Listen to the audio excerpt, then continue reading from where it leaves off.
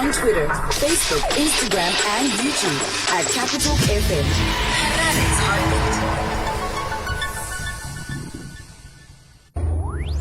The Exchange on Deep Dive.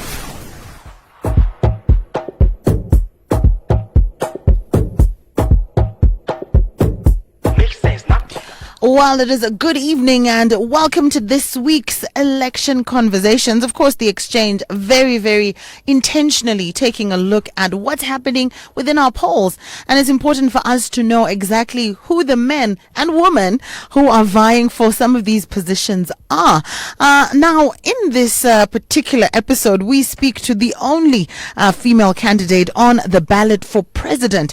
Her name is Elizabeth Valerio, United Zimbabwe Alliance president. And of course, we are counting down exactly 23 days to go until the plebiscite, until we cast our votes. So this program is very important, and this stance is even more important for you to get to know and understand who exactly we will be voting for and who you will be voting for. So this evening, I am joined in the studio by Elizabeth Valerio. Mrs. Valerio, good evening and welcome to Capital. Thank you so much for having me. I'm excited to be here. Yes, and as are we, because already you're a unicorn in that you are the only female candidate vying for the presidency. Tell us a little bit first about that fact. I mean, how are you handling that, being the only woman on the ballot, before we get into you opening up and telling us what UZA is all about and also what you are all about? Sure. Well, I think, first of all, the last few days have been overwhelming just because now that I am on the ballot, I've got only a few days, literally a few weeks, but days is the way I'm looking at it, to prepare for the 23rd of August. So I haven't had much of a chance to really process the real impact and implications, but I do know that I'm feeling a lot of responsibility being the only woman on the ballot to ensure that I effectively deliver and represent my own gender. It's exciting that women in Zimbabwe are more than 50%. The response has been incredibly positive from all women who finally we're seeing that there is someone on the ballot who represents them. But at the same time, I think, it's also about ensuring that the bigger picture, our mission as a political party is well represented in me or through me. I was selected to lead this political party, and all of the candidates that are also in this election are looking to me as that role model, that example of what is possible in this election. So lots of pressure. Yeah, pressure indeed. And let's talk a little bit then about who Elizabeth Valerio is and these political ambitions, where they came from before. We obviously talk a little bit about the UZA as well. Sure. So with UZA, it's a new political party. We're just over 2 years old. We used to say we were a baby, but manje takumanya, we're growing as a political party incredibly fast. But I'm one of the few political candidates who didn't pursue politics. I was not intending to become a politician. I have a very different background. I'm a scientist. I'm a businesswoman who's invested, quite heavily in the tourism sector of Zimbabwe. I have a lot of other things that I was already working on. Politics was not on the agenda for me. I was forced into politics in a way, based on circumstances. Let's talk a little bit more about those circumstances. What was the push factor? What forced Elizabeth Valerio into politics? Well, so where I live, I live in a conservation and environment space. I'm a conservationist and also someone who's been working to revive and redevelop the tourism sector. So a few years ago, the government took a position to actually allocate the opportunity for foreigners to come in and mine for coal in a national park, which is very close to the property that I, operate in the tourism industry. It was very, for me, jarring to understand, to sort of reconcile these two things. Tourism in general is a place where people come for leisurely experiences. They want to see the wildlife. They want to see a natural space. But then you introduce coal mining into that space, you completely destroy everything that people are working towards protecting. And so for me, that was my first understanding that there were some problems in our country in terms of our policies, our outlook in terms of how we are utilizing the resources we have. I got involved and led a campaign to appeal to the current president to reverse their position on coal mining in Hwange National Park. I live specifically near Hwange National Park. And fortunately, the government did listen, because it was a regional sort of appeal. Everybody was on board saying this is not good for tourism or for the park. And in fact, government decided at that point not to mine in any national park. But then soon after that, I started getting phone calls and messages from people from throughout Zimbabwe saying, and they are telling us we must move from our home areas, from our ancestral grave sites. And I'm a historian as well. I've been studying the culture and the history of our country, and there were certain places that are, ancestral spaces that you need to protect and keep and revere. So it didn't really, again, reconcile in my mind. Why would the government do this? And it sort of evolved into now a mission to try to understand how to protect our land. I called a group of people together, strangers, people who I thought could advise and figure out how to pressure the government to do the right thing. But eventually, sitting around the table, we realized that I was advocating to protect elephants and to protect natural spaces. But people sitting around the table came from different backgrounds, and they were saying, Elizabeth, you're worried about the elephants, but Wanawedu, they're not going to school. Right now, hospitals and clinics are inadequately equipped. There's no medicines for the children, for any patients in many of these hospitals and clinics. Children are being abused at young ages. Girls are being violated. All these issues started piling up as we were having a conversation. And eventually, we came to realize it wasn't actually just one aspect of Zimbabwe that needed to be addressed. It was all facets of our country. And government was at the center of that. So we decided to form a new government to replace the current ZANU-PF, MDC, CCC government by trying to essentially say, let's formulate a new vision, a new agenda for Zimbabwe. I was also going to ask, but it's almost like you've answered that question to say, but wouldn't standing for National Assembly for Hwange have been enough? Surely, And Wanwakaunda, they ask me that. Same parliament, like go for the parliamentary seat and you can make an impact. But actually, my concern at this point, and first of all, I didn't choose to become president of this party. Ndakavoterwa. Wakato-elect president. Wow, I'm not someone who imposed myself on this.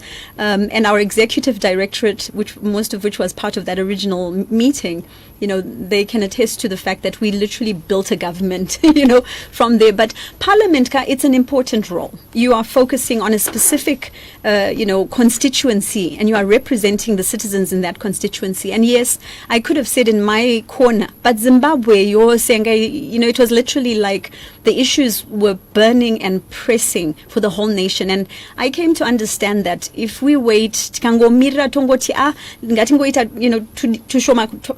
in our area, we wouldn't actually get where we needed to as a nation. Even more pressing was the fact that there's now a full drive for the exploitation of Zimbabwe's resources. I love my country. I love Zimbabwe. Moyo wangu is just so connected to the soil of this land. I always say, I come from the soil of this country, and for me, when I think about the fact that people are literally enriching themselves, exploiting our natural resources, our mineral wealth, and I'm not seeing that translating directly to the benefits of the people, the Zimbabwean people. It doesn't make sense for us to continue on this trajectory.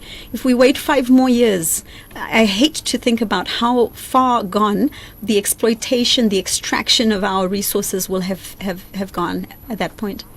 If you're just joining us, get to know your presidential candidates. This evening, we are speaking to UZA leader, United Zimbabwe Alliance President Elizabeth Valerio, who also happens to be the only woman vying for the presidential seat. She's the only woman on the ballot, telling us a little bit about her motivations and why she has taken up this big challenge to run for the top job. Now let's come back to UZA, or to UZA, the United Zimbabwe Alliance. What does this party stand for? You said it's about 2 years old, but what are the tenets of the party, or a manifesto in brief, as it were? Because many people say, we've never heard of this party. What is it that you are selling to the Zimbabwean people? Yeah, so in terms of what we are selling, what we represent for Zimbabwe is our political party was built on the basis of we need to reclaim Zimbabwe for Zimbabweans. So that's at the core of what we are focusing on. Zimbabweans have to be at the center of what we focus on as a government. That we've lost that in Zimbabwe. To a certain extent, people almost feel like they are obligated to government and not the other way around. We want a government that serves the people. Reclaiming Zimbabwe for Zimbabweans, which encompasses a lot of things, right? My opportunities, they should be for Zimbabweans. We should put Zimbabweans first.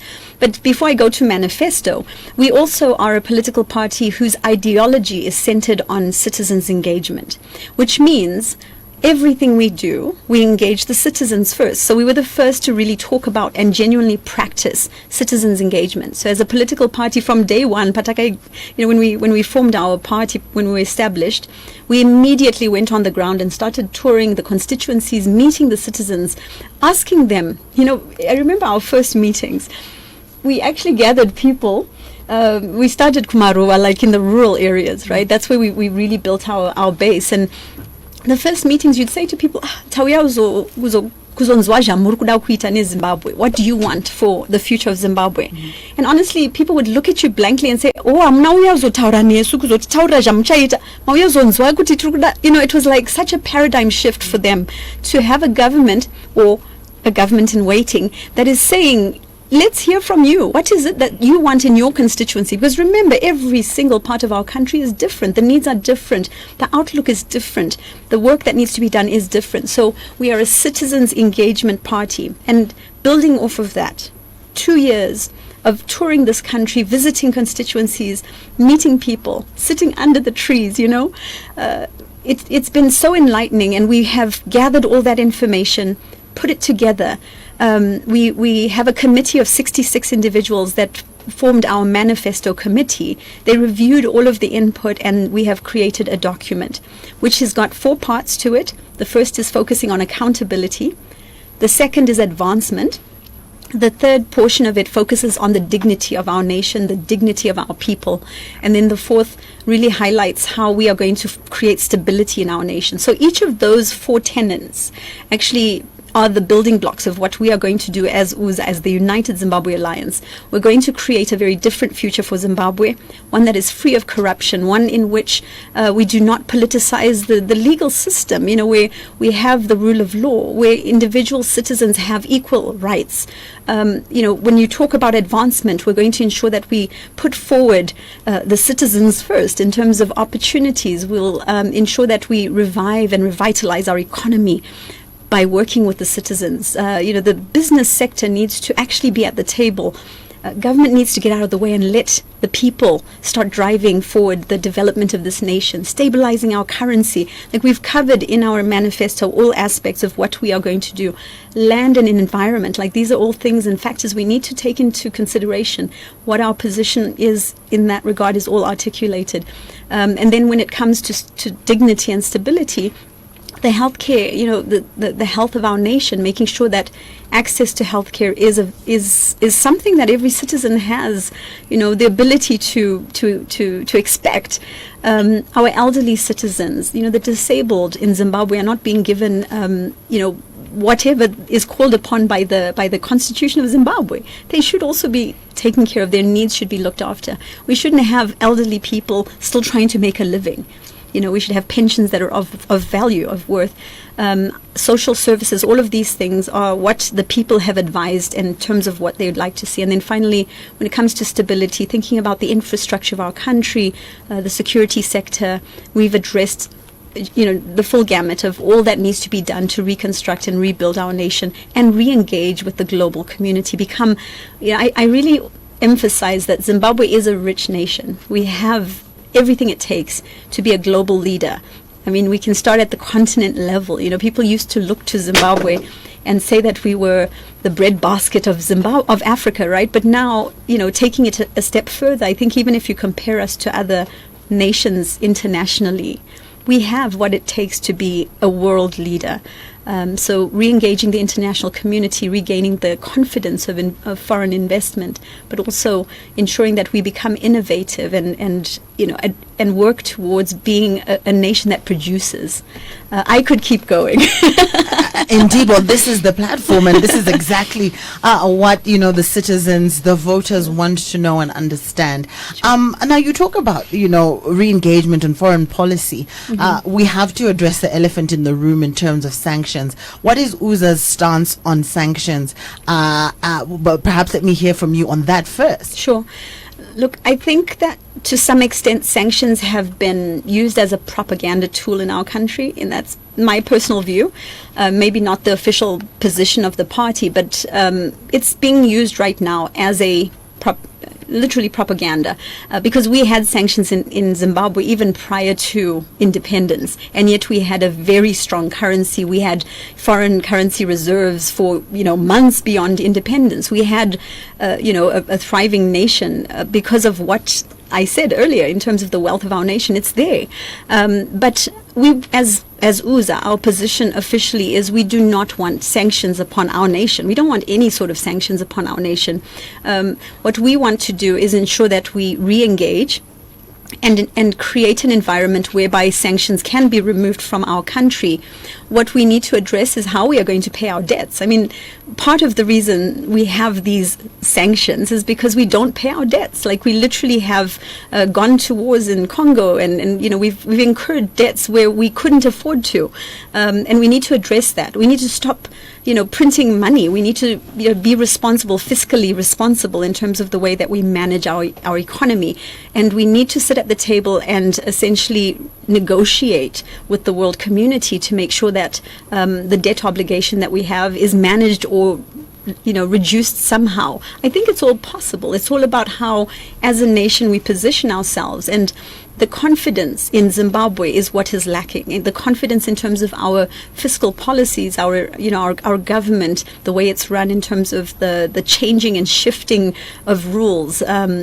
We've got to put an end to that. So until we stabilize our country, these things are not going to go away. And we'll always be hearing people preaching of sanctions on Zimbabwe. I'm confident, as president of Zimbabwe, we can do away with sanctions in this country. Now let's talk about the team that you have behind you. Do you have candidates that you've fielded in local authority as well as National Assembly? Tell us what that picture looks like. It's an exciting picture, but with a sad story behind it. We as UZA prepared for 2 years, cultivated the ground to make sure that our constituents could actually elect their representatives, and we were prepared to and wanting to ensure we had a majority in government after this election. We went into the electoral court hoping that we could get all of our candidates onto the ballot. In terms of the National Assembly, we had 112 candidates. We right now on the ballot have 30. We have 30. We had 31 as of last week. One has been removed. Our vice president in Bulawayo was part of that CCC-12, and he was removed from the ballot just last week. So we have 30 candidates. But we do have candidates in 61 constituencies throughout Zimbabwe. So we are, representing 61 constituencies in this election, because we also have candidates who are, vying for posts, at local government level. So we had also, in the last weeks leading up to my own court case, filed 29 other lawsuits, like court appeals, asking for ZEC to allow our candidates to participate. These are individuals that paid their fee, they did their paperwork, they did everything necessary to be able to participate in this election, but sadly they were rejected by the Electoral Commission, just like I was. And we just found out in the last days that none of them are going to be able to contest. So we would have had more than double the amount that we have, but we are ready and excited to be able to contest, and I think our candidates are working actively on the ground right now. I then wonder about your government. Let's if elected, let's take a look at what your cabinet is going to look like, where you will derive those ministers from. Already sort of working with the technical knockout, as it were, in the beginning. Mm-hmm. It's a complex one. Like we as a presidential candidate who is going to be coming into government with a minority in government, and that's a reality. Like, one thing I'm not ever going to have pie in the sky pipe dream. We are going to have a minority in government. My role and my focus is going to create a very different environment within our government. We need parliamentarians to be reminded that they are elected by the citizens to lead the people of their constituency. And so we need to ensure that we are all working together, regardless of which political party you're representing. So already we're having conversations with a lot of independent candidates that are wanting to be in parliament. I believe there's close to 80 right now that are independent MP candidates. Well, let's see if we can get them to work, if they get on, into government, get them to work together, come up with ideas for a robust and bright plan for re-engagement within Zimbabwe. But not only that, regardless of which political party, it'll be my job to ensure that we have a united government. That starts with the cabinet. We have to make sure that there is a diverse representation in cabinet. For me, it's not really, at the end of the day, just about which political party I represent. It's about who is going to deliver the best for Zimbabwe. We need the expertise at the table to ensure that we can solve the problems we're facing this nation. So it will be comprised of people maybe who aren't even we need the best experts to ensure that they're going to take our nation forward. So you are open to coalition, some sort of maybe a government of national unity, if I get you right. Is that something that you would be pursuing? We're not pursuing any sort of government of national unity. We've had a lot of people approach us about trying to talk about what that would look like. Quite frankly, I've had quite a number of conversations with people who already are trying to figure out what post-election looks like. I'm not saying that. I'm saying when we have our cabinet in place, of course, we are going to look for individuals who represent the expertise that we need in order to execute. It's going to be a diverse cabinet that represents all people within Zimbabwe. They must have the expertise to make sure they're solving the current problems of our country. If you're just joining us, please do engage with us, 0719 100 404. We are also live on Facebook with Elizabeth Valerio, who's the President United Zimbabwe Alliance, vying for the presidency, and just letting us know and letting you know what she has in store for you. So in the last 10 minutes, I will be opening up the phone lines and taking your interactions. If you would like to engage with Elizabeth Valerio directly, please do send in your messages, WhatsApp or Facebook. Would love to hear from you. Now, I don't know, this has been said ad nauseum, Elizabeth, and I don't know how it makes you feel, but the fact that this is a two-horse race and that there are two major front runners, which would make you a very dark horse, the only woman as well in the election. What are your sentiments on that, and how do you think that affects your chances of actually getting to the promised land?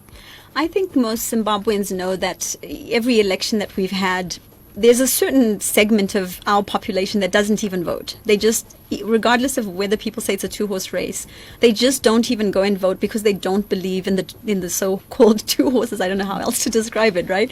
And in Zimbabwe, I think we have to some extent been short of options. We haven't had another political party come forward with a viable, credible government in waiting. UZA is that. We are established throughout the country. We have structures. We have policies. We have all that it takes to be able to lead this nation effectively. And so when people say that to me, ultimately I think that they forget that in a democracy, Zimbabwean citizens every election are given the choice. A choice of listening to the ideas, as we're doing now, sharing who we are, what we represent, and the Zimbabweans get to choose. The vote belongs to them. It doesn't belong to any particular political party. And it doesn't faze me that people say two-horse race, because the two horses that are in this race right now, or were in the race until I came onto the ballot, haven't delivered, and people know it. It's a fact that they are individuals that have been in government. These are leaders that have actually failed the people of Zimbabwe. The reason why right now most people in Zimbabwe, are complaining about the lifestyle they have, they don't have access to basic things, is because of the people who are representing them from those two horses. So as someone who comes to the table with a completely different agenda, different perspective, and a promise to the people to be the first to actually deliver on our manifesto, I think Zimbabweans are going to receive that very well. I'm not concerned how long anyone's been in politics, that doesn't make you a good politician. It doesn't make you an effective government. It doesn't matter how old a person is. Yeah, some are seniors to me. Doesn't make them a better leader than me. So ultimately, it's about the ideas we're bringing to the table. This is a competition, a contestation of ideas. Let's make sure for Zimbabwe's future, for the sake of our children and their children, that we're making the right choices for our country. You talked a little bit about, the bottom line, which is everybody's pocket. And, it really, really is a big issue. Tell us a little bit more about some of the measures that you will bring in place, if elected, that UZA will bring into place to achieve Zimbabwe's full economic capacity. Sure. You already talked about stability, so I won't go back there. But in terms of the full capacity of Zimbabwe, what measures would UZA put in place? Well, even before we are in government, already UZA is working very hard on ensuring that we capacitate Zimbabweans, and that comes in many different forms. As we go through the engagement at the basic level of community, we are making sure that we remind Zimbabweans that it's their responsibility to play a role in rebuilding our country. It's not just a government's role. It's actually the people that should be also working towards re-engaging, redeveloping, restoring our nation. And so ultimately, things like skills training, ensuring that we are capacitating entrepreneurs. We have projects in Zimbabwe where, women, for example, are given grants by UZA. We've got a program called Atlas, which actually gives cash grants for people with good ideas. Not the huku, I get so many proposals saying, no, tenga huku and this and that. Like, we have seen that there's an abundance of that. We want new ideas, innovative ideas. We want entrepreneurs who want to do something to create jobs and create their own companies. So we are already in the pipeline right now, incubating 30 company ideas, and there are different stages, but this would be for Zimbabwean entrepreneurs to take the lead in rebuilding our economy. Various sectors, whether it's, green energy all the way through to making the next cosmetic line here in Zimbabwe. Why can't we do that? Creating medicines, all of that. But besides that, this is what UZA has already been working on. When we have the ability as government, when we receive the mandate from the people of Zimbabwe, we ultimately will ensure that the business sector is able to move forward unrestrained. I've heard enough from entrepreneurs in this country, business leaders. I mean, even some of the greatest business leaders in our country find it so impossible to live and work in this country. They prefer to invest in other countries, in our neighboring countries even. So we need the business sector back at the table saying, this is what we should be doing. This is the role I'm going to play in reviving our transport sector. Let's have privatization, like private companies actually getting involved in trying to develop and restore and create opportunities. Jobs will emerge from that. Of course, income generated within the country for a change actually helps us to stabilize the currency that we have. If we start producing more rather than importing, we start to change the dynamic, right? But we need every citizen at the table playing a role, being part of this, this transition to a stronger Zimbabwe. And speaking of the currency, are we going to have a Valerio dollar? How are we going to go about that? Oh, what does UZA have in store for us? Panyemara. Mari, what people don't realize, Tine Mari yedu muno Zimbabwe now, we actually do have a Zimbabwe dollar. What we don't have is a stable dollar. So, tichukuti my bond notes, my RTGS, all this stuff, but Tine Zimbabwe dollar at the moment. But we are using and operating with the US dollar and, maybe this basket economy. As UZA, we're not coming in to create radical changes. What we want, we will continue for the short term to work with the system that's in place in terms of the US dollar, which, by the way, my mom was the one who said, "Ngatishanze my US dollar," when she was, running for president of Zimbabwe. This is a whole nother story we'll talk about one day, Rumbi. But she proposed I'm in the shock. US dollar. Okay, US dollar.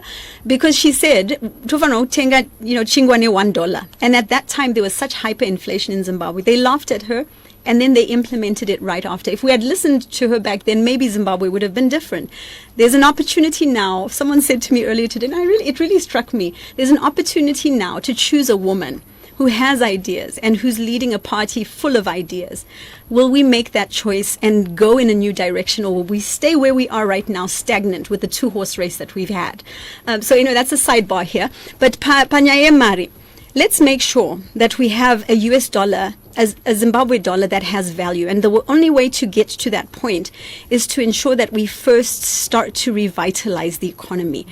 We need to get Zimbabwe working again. I mean, just that it's that basic. We need to make sure that we have jobs within our country. People are earning an income and spending their money within our own economy rather than crossing the border to South Africa. We need to actually be buying our own products. So it starts with those. I am slightly oversimplifying it, but that is what's wrong with us. We're not actually producing enough to sustain our economy.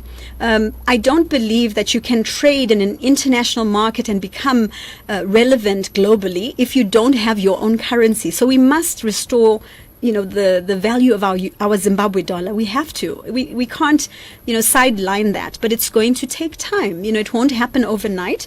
Less and less reliance on foreign currencies will then get us to a point where we can operate. Zimbabwe dollar yoyo.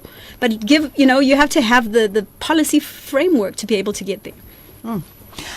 Now, a big question once more, safety nets for healthcare, safety nets for healthcare workers, and all of those players in this very important section of the population, and a very important stakeholder, because if our population is sick, it's very difficult then even to be productive, as you rightfully. So what is UZA's plan? What measures will UZA put in place to stabilize or to prop up health workers and the healthcare sector? So there are two facets to this, right? There are government-based programs where you have to fund your hospitals. And again, that goes back to our economy. If we have a thriving and robust industrial sector that's generating taxes that the government actually puts towards the right things, our budgets will be directed towards hospitals. Our budgets will be directed towards, making sure that we have schools, rather than high-cost travel expenditures for government officials. Let's put the money where it's supposed to be. So we're going to streamline our budgeting process and ensure funds that are allocated towards healthcare go to healthcare. And that starts with basic things like restoring our, the infrastructure we have, our hospitals, our clinics, but building more as well, making sure that wherever a citizen lives, they have access to some sort of medical care. Because right now, I know because they can't even get the proper medical care. I mean, I've never seen a country like ours where it's like we are always losing relatives, we are always losing friends, because people just don't have the basic things, preventative health, restorative health. Like, we need to start caring for the health of our people. Simple things like the environmental factors. We're breathing contaminants every day, burning my plastics. This is like, there's cross connection when you think about the health implications of our country. So ultimately, we will responsibly manage our budgets, target them towards the proper maintenance of our hospitals. But there's government funded hospitals, and then there's the private sector. The private sector, the reason it's so expensive is because my hospitals are chumashoma. If there's a dearth of choice, if you've got a lot of choice, then you see prices start to go down. So let the private sector engage in that space. It's actually a productive sector of industry in many countries. Diagnostics, all of these sorts of things need to be done and accessible to the citizens throughout the country, not only concentrated in certain parts of our country. When you have that availability of access to these sorts of services, you'll start to find that the affordability, the price goes down, because they're working with patients in volumes, right? I think also we need to start focusing on other innovative ideas, like creating our own medicines. From a healthcare sector perspective, I'm a scientist, by the way. I've been involved in drug discovery and drug development. I understand what it takes in terms of in industry. It takes research and development, a government that precisely focuses on making sure that at the end of the day we have our own medicines within our country, our own medical devices. But that starts again from government level, intentionally targeting and focusing on that. We need to also ensure that in terms of the accessibility and availability, it's not just certain populations, right? even the people in the most rural and remote areas should have equal access to healthcare. And so as UZA, we will ensure that even our elderly, for example, have the ability to access healthcare at very low cost or no cost, depending on, again, what the policy framework ends up being. We'll sit down with the experts and re-engage. Even in diaspora, we've got people who are world leaders in healthcare. They should be part of that discussion, helping us reshape and reinvigorate the medical care system of our country. And where will the funds to feed into that come from? Multi-million dollar trips. We'll keep that money for our country's development. But it starts with those. I'm joking about it, but at the end of the day, we need a responsible government that is utilizing the resources in the right way. Our country is generating a lot of money. All this gold and the diamonds that we all talk about, those things aren't translating into these very basic things that we need for our people. But it's our resources that are being extracted and exploited. But beyond that, when you have an industrial sector that's creating jobs, people are making an income, that all also starts to feed towards your government stream of income, your government funding base. Let's talk a little bit about education. What is UZA's plan, or what are your aspirations when it comes to education? What would you like to improve or implement to upscale the levels of education within Zimbabwe? Sure. We had one of the best educational systems in Zimbabwe, and I can say I'm a product of that. I was educated primary school, secondary school here in Zimbabwe, and I had a good education, but I was maybe more privileged in the sense that I got to have good teachers. A lot of our teachers have left. Our children today are not getting access to good quality education. So it starts with focusing again on how do we bring back our teachers? How do we train and develop good teachers? Now we've got classrooms where you've got teachers that are ill-equipped or maybe inadequately equipped to teach the topics or the subjects. Me being someone who's very excited and engaged in the science and engineering sector, I'm a huge advocate for STEM education. So from primary school, let's make sure we're already planting the seeds for children to be able to grow up and work in diverse career paths, whether it's, science innovation or, whether they become engineers or architects. Let them understand that the learnings that they have in school are actually tied to the future career they'll have. We will be offering as UZA primary school education at no cost, and we will be the first government to actually implement that. A lot of people have promised it. We are going to implement it. We will rebuild the schools and make sure that they are world class in terms of the standards. We want schools where it doesn't matter if you are in a rural area, if you're in an urban area, high density, low density, the school standards must all be the same. Our children deserve to learn in an environment that's safe, that's well equipped, that has the staff and the teachers who are focused and committed on, to teaching them. Now we've got a lot of teachers who are doing side gigs to try to just survive and feed their families. We will pay our teachers well. We'll make sure their needs are met in terms of the accommodations that they have if they're working in a rural area, that they have the tools to be able to teach. I don't know of many schools in Zimbabwe that provide textbooks. These are basic things. How do you learn what's not textbook? There's no internet in most of the schools. There's no electricity. There's no water. Girls are even staying home because there's no water to flush and, to wash hands. So we have to fix these very fundamental things, but we are striving for world-class standards from primary school level all the way through to our tertiary education. I want to see a future in Zimbabwe where people are now coming back to Zimbabwe saying they have the best educational system. So secondary school, of course, really thriving towards making sure that we align curriculum with building the workforce of the future. But when they get to tertiary education, let's have a multidisciplinary approach where there are different options. People understand they can be relevant in different career paths. And that there is research and development taking place at university level. I want to see inventors coming out of, out of these universities. It's being done all over the world. Why can't it be done in Zimbabwe? But UZA's position really is on ensuring that we restore the quality of education in our country. Every child should be given the same start in life so that they are given equal opportunity to thrive in this country. We are speaking to Elizabeth Valerio. Get to know your presidential candidate. She is UZA leader, United Zimbabwe Alliance, vying for the presidency, the only female candidate on the ballot this time around. Now, we'll open up my lines and invite you, the citizens, to engage with her. 0719 100 404. Do engage with us. Also, you can send your messages on our WhatsApp platform as you have this unique opportunity to pose your questions. Kwavari my Valerio Mnum studio. Now, I've already got a couple of messages here. This one is coming from Moyo in the Avenues, who says, good evening. May you please ask presidential candidate Mrs. Valerio how she plans to be president when she has a few members running for MPs? How will she stay in power when she has less members in parliament? And this speaks to, it's a very good question, and it's a question we really have to look at seriously.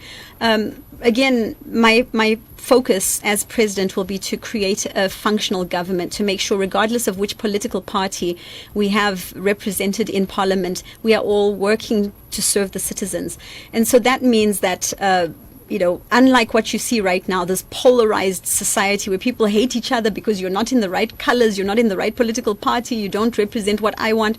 We are here to make, as government, we are here to make sure Zimbabwe moves forward together, regardless of which political party we have. This one coming in from 335, who says, Maskwena saying, ndibvunzirewo kuti zvavari kuona zekichiita vari kutarisira here kuti ichagona kuti election ive free and fair. Tichitarisira, kukwidza, like coming to this election, we already know that we are going to be in a very uneven electoral environment. I mean, the mere fact that there are so many court cases right now, it makes it very obvious that there are challenges. People don't have, a free and fair electoral environment even to participate in. So when it comes to voting, my emphasis is, my citizens, you must turn up in such large numbers that there's no question pama votes, pakukhaunda ma votes iwayo. It must be a clear message to all that is, looking over these elections, whether it's ZEC or the observers or whoever else is involved in the process, that there is a clear win in this election. That's the only way we will be able to move past this unfair electoral environment. And the only thing I can say now is we are prepared and ready to engage, but post-elections, we will ensure we do everything we can to correct this unfair electoral environment through the electoral reforms. You can see them, by the way, on our website, unitedzimbabwe.org. We've got an outline of the party manifesto there with regards to electoral reforms. Then this one comes from Briscoe and Mount Pleasant, who says, Madam President Valerio.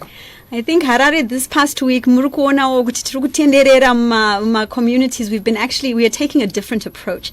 We are doing what we call a street mobilization, but a mobile mobilization where we've got our vehicles traveling throughout the whole country, and they are traveling in convoys. They are putting up posters, they are meeting people on the street. We want to engage with the people. It will be very impossible for me to have that conversation to actually meet you. So we are spending our time on the ground. You'll see mota dzeuza dzirikutenderera in convoys. We are here to engage with you. So please, when you see them, come talk to our people, talk to our members. Our candidates are actually part of that as well. In every province where we are going, the candidates are part of that street mobilization. This one is from Nyaradzo in Fidelity Park, who says, hi, I'm tuned in. Changes now. So Valerio definitely has my vote. Not only is she an intelligent woman, I was totally sold when she said their manifesto is based on citizens' engagement. So that's more of a comment versus a question there. And then I did see another one here that says, are you asking for a sympathetic vote? We have seen how women have been suffering under the guidance of male counterpart for years. Moyo wekubereka unetsitsi.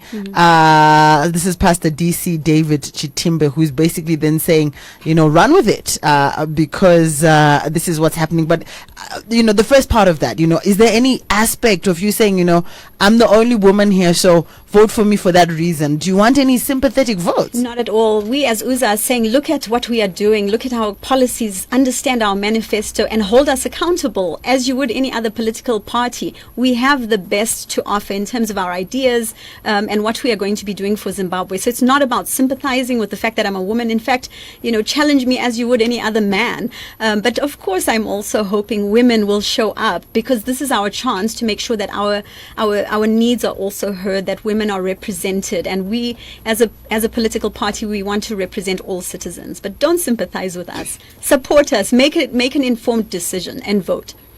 Okay. This one is okay. It's very interesting because it talks about how there are many women, more women than men, but women don't vote. And the issues of women not really wanting to participate, and the fact that women don't support each other. How do you think this can be resolved? So I think we do need to do more to support each other intentionally. I think women support each other, but we don't intentionally support each other and pave the way for each other's development. So that needs to be something that is very much part of the conversation, and we're already engaging in that. UZA, as a political party, has the largest proportion of women on the ballot in this election. We are number one in terms of women proportion. But I'm surprised by the comment that women don't vote. I'd love to see the data on that. I'm not sure if that's correct or accurate. What women are not doing is participating in politics, because it is a challenging space, particularly when you come to the fore as a woman and say, I want to lead, and you're ridiculed and you're attacked for, who are you, a woman? That sort of thing. But at the end of the day, women are extremely good leaders. I think they have the capacity to deliver.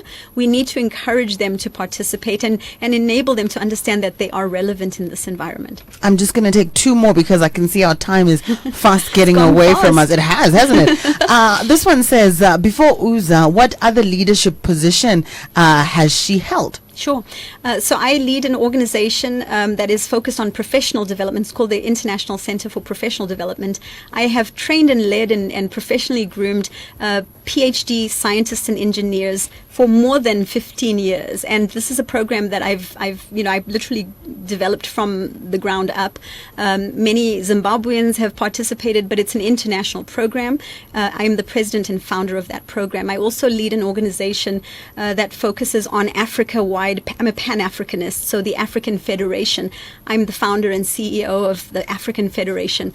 There's a program called the Listen Network, which brings entrepreneurs together, and it's a virtual network of Africa-focused entrepreneurs. We are stimulating and trying to encourage innovation on the entire continent through this platform. We meet once a month, showcase and celebrate a different entrepreneur.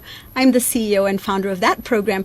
I lead and run a very successful tourism operation in Hwange, 40 guest room lodge resort that I built from the ground up. And it's now attracting tourism from around the world. I'm the chairperson for the Tourism Association in Hwange. I have many hats, and I serve our nation and our continent with my full heart. Like, I've done a lot. I also am one of the people who has brought STEM education to the forefront in Zimbabwe.